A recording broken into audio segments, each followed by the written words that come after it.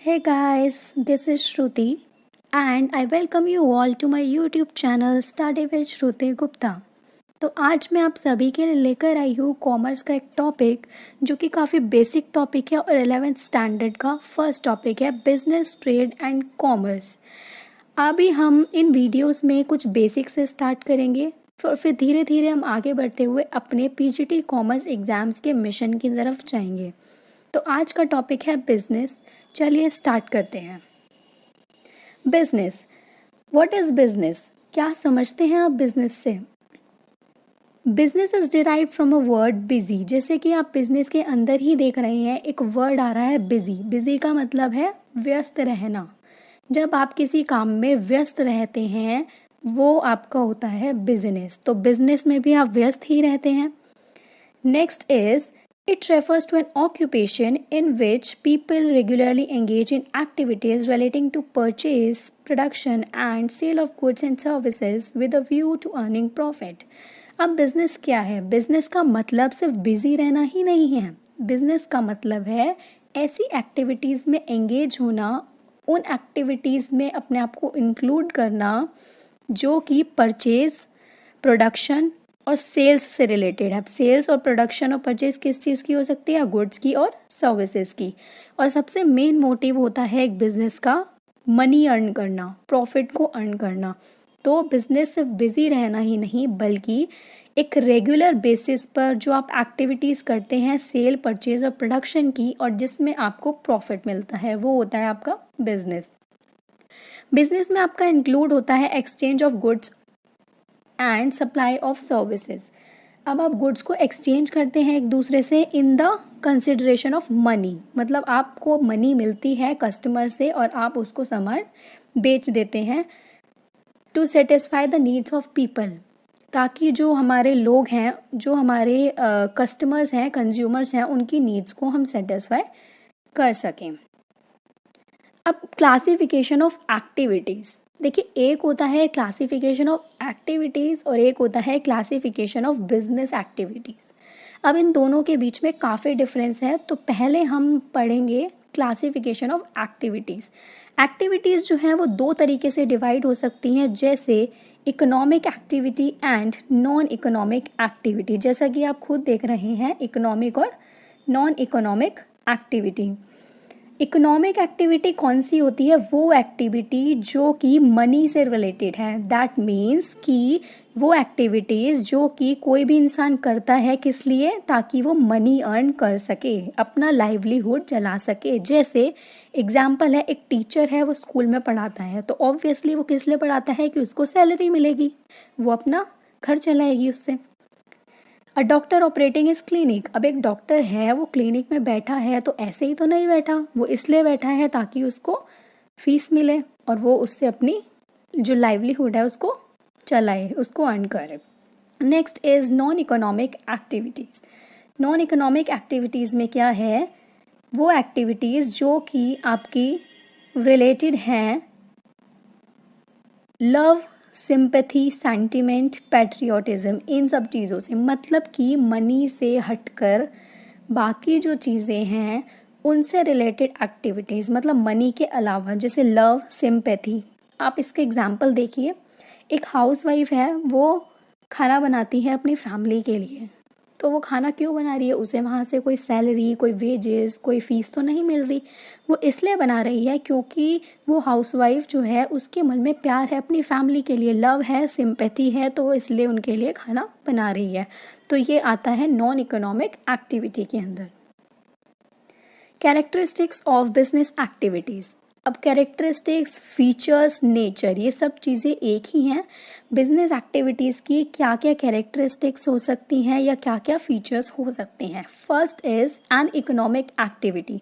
जैसा मैंने अभी पीछे बताया, इकोनॉमिक एक्टिविटी क्या होती है? जो कि आपकी मनी से रिलेटेड है, जो आप अपनी लाइवलीहुड को अर्न करने के लिए करते हैं। तो बिजनेस एक्टिविटी भी वही एक्टिविटी है, बिजनेस जिसके अंदर आता है। क्यों आता है? क्योंकि बिजनेस का मोटिव है प्रॉफिट को अर्न करना, ताकि वो अपने लाइवलीहुड को चला सके जो इंसान उसको परफॉर्म कर रहा है। तो ये this is not related with love, sympathy and emotions. Second, production and procurement of goods and services. अब जैसा कि आप जानते हैं, कोई भी बिजनेस है उसमें सामान बेचा जाएगा, तो वो जो सामान बेचा जाएगा उस सामान का पहले प्रोडक्शन हुआ होगा कहीं पर, जो मैन्युफैक्चरर्स हैं उन्होंने प्रोडक्शन किया होगा, फिर एंड रिजल्ट उसका क्या आएगा, कंजम्पशन। तो सबसे पहले कोई भी बिजनेस एक्टिविटी स्टार्ट करते हैं तो सबसे पहला उसमें आता है production and procurement of goods and services. Next is sale और exchange of goods and services. अब जो बिजनेस है, बिजनेस में आप प्रॉफिट कैसे अर्न करेंगे, जब आप किसी को अपना सामान बेचेंगे, गुड्स देंगे, सर्विसेज प्रोवाइड कराएंगे, तो उसके रिटर्न में आपको मनी मिलेगी और वही आपका प्रॉफिट होगा, वही आपके रेवेन्यूज होंगे। तो अगर कोई भी गुड्स या कोई भी सर्विसेज कोई बिजनेसमैन अपने पर्सनल कंजम्पशन के लिए यूज़ कर रहा है या पर्सनल कंजम्पशन के लिए आगे सेल कर रहा है, तो उसको हम बिजनेस एक्टिविटी नहीं कहेंगे। बिजनेस एक्टिविटी सिर्फ वही होती है जिसमें आप रेगुलर बेसिस पर कोई चीज़ सेल कर रहे हैं। नेक्स्ट पॉइंट इसी बारे में है, dealings in goods and services on a regular basis. अब क्या होता है, आप मान लीजिए आपने कोई भी सामान है वो कभी कभी बेच दिया, आज बेच दिया, 10 दिन बाद बेच दिया, 2 महीने बाद बेच दिया, उससे आपको कुछ पैसे मिले, तो that is not business. Business होता है जब आप रेगुलर बेसिस पर सेम एक्टिविटीज़ को परफॉर्म करते रहें, तो वो होता है आपका बिजनेस।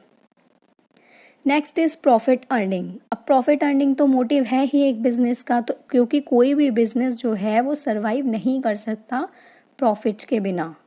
अगर प्रॉफिट ही नहीं होगा तो बिजनेस ही बहुत जल्दी बंद हो जाएगा।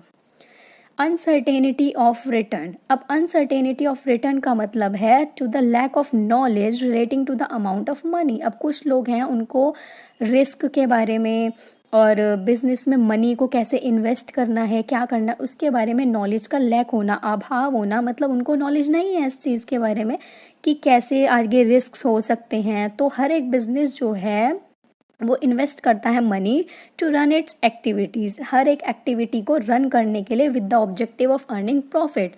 तो इसलिए हमेशा एक अनसर्टेनिटी रहती है रिस्क की, क्योंकि फ्यूचर आप देखते हैं अनसर्टेन है ही, तो और जो बिजनेस है वो किसके लिए किया जाता है, फॉर फ्यूचर। तो फ्यूचर अनसर्टेन है तो ऑब्वियसली बिजनेस भी अनसर्टेन है, उसमें आगे जाके आपको हैवी लॉसेस भी हो सकते हैं और प्रॉफिट्स भी हो सकते हैं। Next is element of risk. अब जो रिस्क हैं वो आपके किस किस चीज़ से रिलेट करते हैं, कुछ फैक्टर्स होते हैं जिनमें रिस्क होता है। जैसे कोई भी मार्केट में कोई प्रोडक्ट आया है और उस प्रोडक्ट की अचानक से कंज्यूमर्स का टेस्ट और प्रेफरेंसेस चेंज हो जाती हैं, तो ऑब्वियसली उस प्रोडक्ट पर बहुत फ़र्क पड़ेगा और उस बिज़नेस को रिस्क होगा। तो टेस्ट, फैशन या इंक्रीज़ हो रहा है कंपटीशन मार्केट में, या फायर, थेफ्ट या एक्सीडेंट हो जाता है, या कोई नेचुरल कैलामिटी आ जाती है, ये सारे रिस्क होते हैं एक बिजनेस के लिए। अब आगे देखते हैं हम क्लासिफिकेशन ऑफ बिजनेस एक्टिविटीज़। अब मैंने आपको शुरू में ही बताया था क्लासिफिकेशन ऑफ एक्टिविटीज़ अलग है और क्लासिफिकेशन ऑफ बिजनेस एक्टिविटीज़ अलग है। तो हमने क्लासिफिकेशन ऑफ एक्टिविटीज़ पढ़ा इकोनॉमिक और नॉन इकोनॉमिक एक्टिविटीज़ में, लेकिन क्लासिफिकेशन ऑफ बिजनेस एक्टिविटीज़ जो है वो क्लासीफाई होता है 3 कैटेगरीज में, बिजनेस, प्रोफेशन और एम्प्लॉयमेंट। अब हम तीनों के बीच में डिफरेंस देखेंगे कि आखिर इनमें क्या क्या है और ये क्या होते हैं।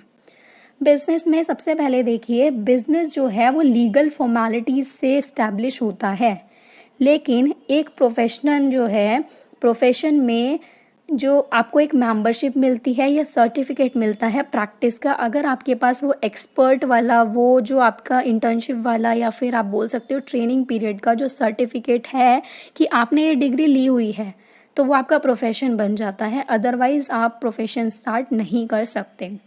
और एम्प्लॉयमेंट में किसी लीगल फॉर्मेलिटीज़ की ज़रूरत तो नहीं होती है, बट अपॉइंटमेंट लेटर, एम्प्लॉयमेंट क्या होता है, जैसे आप किसी कॉर्पोरेट में जॉब करने जा रहे हैं तो ऑब्वियसली पहले आपको अपॉइंटमेंट लेटर आएगा, उसके बाद आपका एग्रीमेंट होगा उन लोगों से, then you will continue your job, तो that is known as employment. Business में कोई क्वालिफिकेशन नहीं होती मिनिमम कि आपको इतना पढ़ा लिखा होना ज़रूरी है, लेकिन प्रोफेशन में आपको एक स्पेसिफिक फील्ड में एक्सपर्ट होना बहुत ज़रूरी है। और एम्प्लॉयमेंट में क्या है, एम्प्लॉयमेंट में क्वालिफिकेशन होती है आपकी पोस्ट के अकॉर्डिंग। तो जो एम्प्लॉयर है, जो आपको रख रहा है, हायर कर रहा है, वो पहले से ही बता देता है कि किस पोस्ट पर किसको रखना है, उसकी क्या क्वालिफिकेशन होनी चाहिए। तो ये प्रेस्क्राइब किया जाता है बाय एम्प्लॉयर। बिजनेस में प्रॉफिट अर्न मोटिव होता है, तो प्रॉफिट आपका आता है in the form of money. Profession में आपको प्रोफेशनल फीस मिलती है, जैसे कि आपको अभी डॉक्टर का एग्जाम्पल बताया था, डॉक्टर अपने क्लिनिक में बैठता है तो डॉक्टर एक प्रोफेशन तो है ही, तो उसको उससे फीस मिलती है। और एम्प्लॉयमेंट में सैलरी और वेजेस मिलते हैं। नेक्स्ट इज बिजनेस में capital is invested as per the size and nature of business. अब बिजनेस का क्या साइज है, स्मॉल अगर साइज है तो कम कैपिटल इन्वेस्ट होगी, लेकिन अगर बिजनेस का साइज बहुत बड़ा है, बहुत लार्ज स्केल पर कोई बिजनेस स्टार्ट किया है, तो उसमें आपकी कैपिटल बहुत ज़्यादा इंक्लूड होगी। लेकिन प्रोफेशन में आपको लिमिटेड कैपिटल की ज़रूरत होती है, जस्ट एज की क्लिनिक खोला आपने, कुछ इक्विपमेंट्स रखे जो नेसेसरी हैं, इतने लेवल पर नहीं होता है जितना बिजनेस में होता है। और एम्प्लॉयमेंट में तो आपका कोई कैपिटल ज़रूरत नहीं होती है, क्योंकि वहाँ पर आप एक एम्प्लॉय हैं। नेक्स्ट इज बिजनेस में आता है आपका transfer of interest is possible. मतलब बिजनेस में क्या है, आप अपनी जगह किसी और को भी बिठा सकते हैं, लेकिन बाकी दोनों चीज़ों में, प्रोफेशन और एम्प्लॉयमेंट में, आप अपनी जगह किसी को नहीं दे सकते। जिस चीज़ में आप एक्सपर्ट हैं आप ही बैठेंगे, और जिस चीज़ में आप जॉब कर रहे हैं आप ही करेंगे। नेक्स्ट इज बिजनेस में हाई रिस्क होता है, क्योंकि अगर आपने कैपिटल बहुत ज़्यादा इन्वेस्ट की है तो आगे जाकर आपको अगर चांसेस होते हैं बहुत ज़्यादा लॉसेस के, तो आपकी इन्वेस्टमेंट सारी डूब जाएगी, तो बहुत ज़्यादा रिस्क बढ़ जाएगा। लेकिन आपको प्रोफेशन में सिर्फ उतना रिस्क होता है, कुछ ही रिस्क होता है जितना आपने इन्वेस्ट किया है, थोड़ा बहुत जितना भी किया है। और एम्प्लॉयमेंट में क्या होता है, एम्प्लॉयमेंट में तो कोई रिस्क ही नहीं है, या हल्का फुल्का सा कोई रिस्क होता है, क्योंकि आप तो वहाँ पर जॉब कर रहे हैं, तो अगर जॉब छोड़नी भी पड़ती है तो कोई इतना रिस्क नहीं होता। Next is code of conduct. Code of conduct होते हैं जो रूल्स सेट किए जाते हैं। अब बिजनेस में कुछ खास रूल्स तो नहीं होते कि आपको यही कोड ऑफ कंडक्ट फॉलो करना है, तो इसलिए बिजनेस में कोई कोड ऑफ कंडक्ट होता ही नहीं है। लेकिन प्रोफेशन में कोड ऑफ कंडक्ट होता है। एक डॉक्टर है, उसके लिए काफ़ी रूल्स होते हैं, बिना रूल्स के तो वो ऐसे काम नहीं कर सकता, तो इसलिए वहाँ पर कोड ऑफ कंडक्ट फॉलो होता है। और एम्प्लॉयमेंट में laid down by the employer, वो कोड ऑफ कंडक्ट, वो रूल्स और रेगुलेशंस फॉलो किए जाएंगे एक एम्प्लॉय के द्वारा, जो कि उसका एम्प्लॉयर उसको बताएगा। तो ये था आज का हमारा टॉपिक। अगर आपको मेरी वीडियो अच्छी लगी तो मेरी वीडियो को अपने दोस्तों के साथ शेयर ज़रूर कीजिएगा, लाइक ज़रूर कीजिएगा, और मेरे चैनल पर बने रहिएगा। आपके लिए बहुत सारी और बहुत अच्छी अच्छी वीडियोस कॉमर्स से रिलेटेड आने वाली हैं, तो मेरे चैनल को सब्सक्राइब करना ना भूलें। Thank you so